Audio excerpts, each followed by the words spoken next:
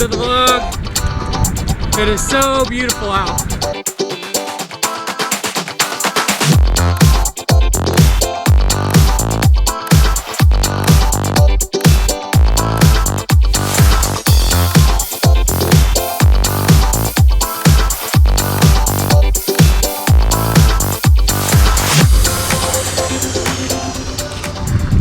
So today I wanted to talk about how much I save commuting to work. So there is a little bit of a startup cost to commuting to work if you don't have a bike. Maybe you don't have a proper backpack, or maybe you've got too much gear and you're like me and you like the panniers. But assuming you kind of have the basics, which is a bike and a backpack, how much are you going to save commuting to work? Let's talk about that.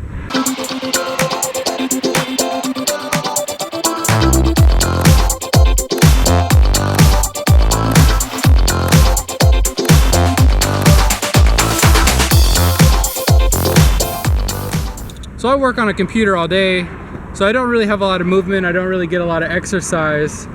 So I decided, well, why don't I start riding my bike to work?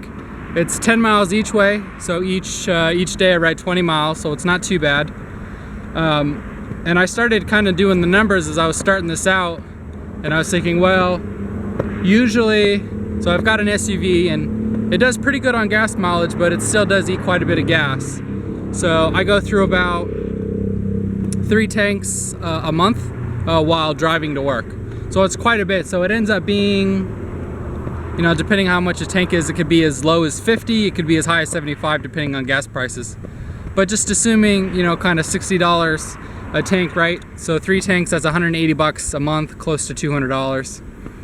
And that doesn't include the wear and tear on your car, right? So you've got your tires, you know, maybe miles, your oil changes, windshield wipers, you know, if my car tends to crack the windshield a lot, so there's those kind of causes. So there's those kinds of expensive too with driving. So long story short, I basically save $200 a month just in fuel, and that's kind of where I get most of my numbers from.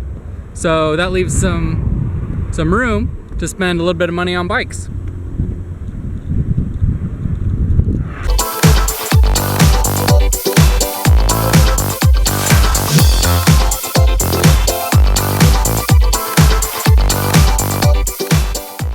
So I've thought about it, kind of going carless for a while, but I don't know, it just doesn't seem possible for me at the moment. Like, my church is kind of far. My wife and I really enjoy camping.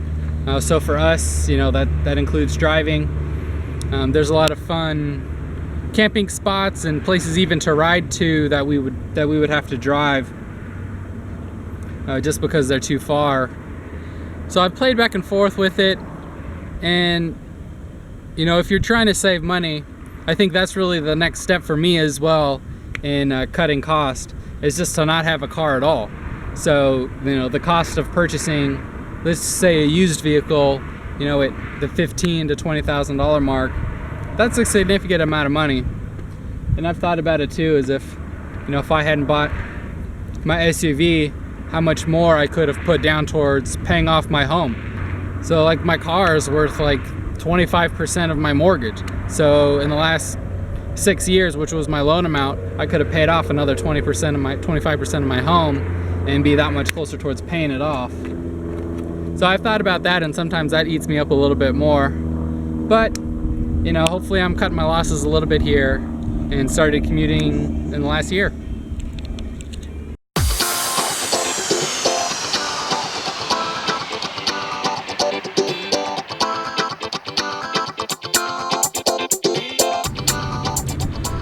But that's not to say that cycling doesn't have cost either.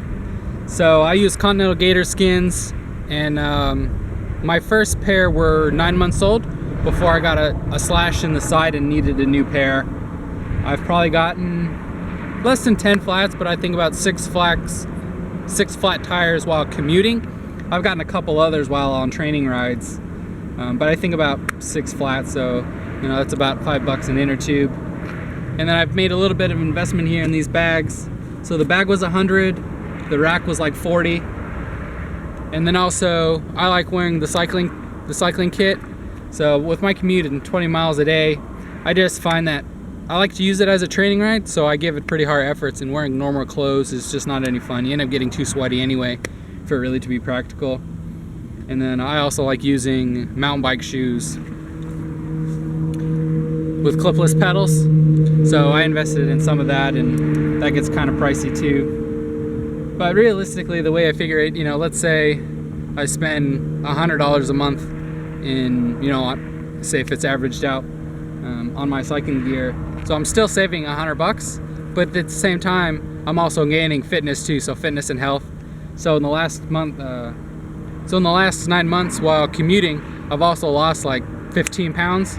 It fluctuated a little bit. I've kind of plateaued a little bit on my weight, but you know, let's say even 10 pounds that I've permanently lost. You know, that's just weight, but also cardiovascular fitness, mental health. There's also a big role of it too, right? So the commute to and from work give me time to wake up in the morning, and then at the same time on my way home kind of decompress. This way you're not taking all that negative energy back home.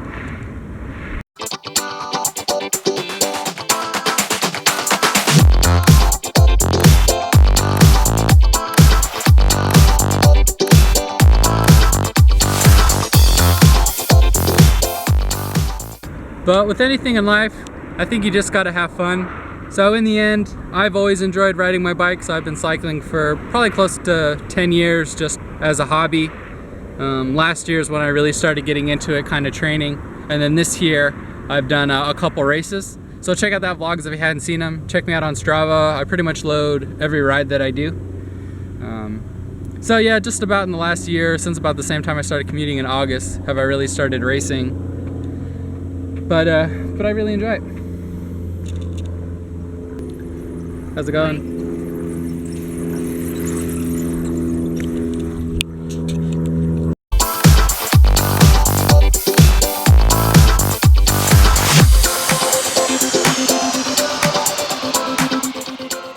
So hopefully we'll be able to keep it up.